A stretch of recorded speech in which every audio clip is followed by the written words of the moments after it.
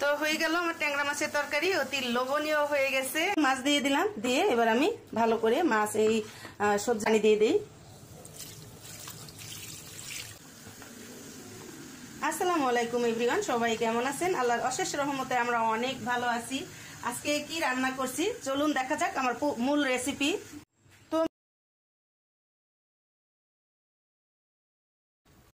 ট্যাংরা মাছ হাতে মেখে রান্না করব, যা যা লাগবে সব রেডি করে নিয়েছি হচ্ছে রসুন বাটা 1/2 টেবিল চামচ, আর সরিষা বাটা নিয়েছি আমি 1 টেবিল চামচ, এখানে ধনে গুঁড়া নিয়েছি, ভাজা জিরার গুঁড়া নিয়েছি আমি, ধনে গুঁড়া 1/2 টেবিল চামচ নিয়েছি, জিরা গুঁড়া 1/4 টেবিল চামচ নিয়েছি, হলুদের গুঁড়া আমি 1/4 টেবিল চামচ নিয়েছি, 1/2 টেবিল চামচ মরিচের গুঁড়া দিয়েছি, স্বাদ মতো লবণ দিয়েছি।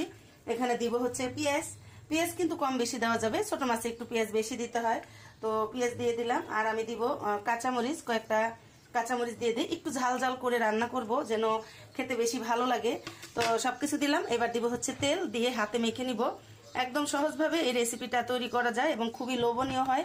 হাতে মেখে এটা রান্না করলে সত্যি এটা অনেক মজার একটা রেসিপি। সবকিছু দিয়েছি, এবার আমি হাতে মেখে নেই।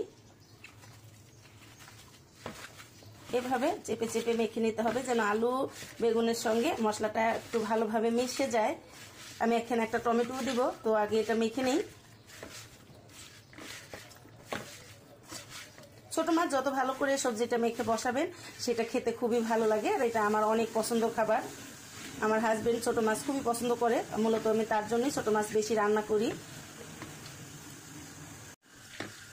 তো ভালো করে মেখে নিয়েছি।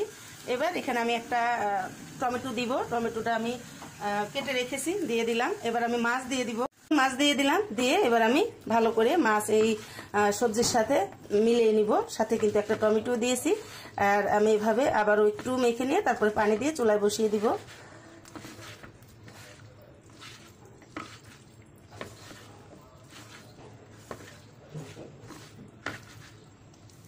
পানি দিয়ে দিই,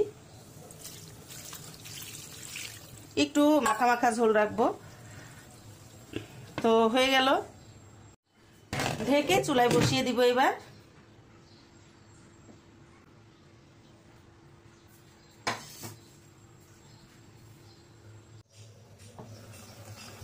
তরকারি রান্না হচ্ছে।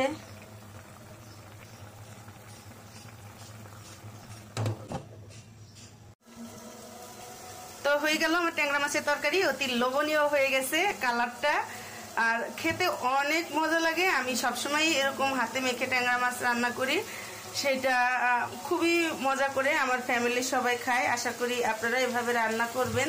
সবাই ভালো থাকবেন, আমার জন্য দোয়া করবেন। ভিডিওটা ভালো লাগলে লাভ লাইক দিয়ে আমার পাশেই থাকবেন, আমার চ্যানেলটা সাবস্ক্রাইব করে ফেলবেন। আল্লাহ হাফেজ।